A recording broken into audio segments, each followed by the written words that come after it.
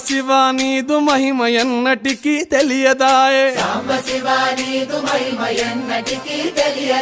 హర హర శివ శివ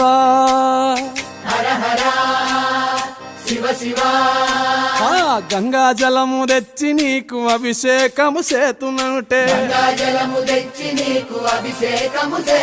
మరి గంగా జలమున చేప కప్పల ఎంగిలంటున్నావు శంభో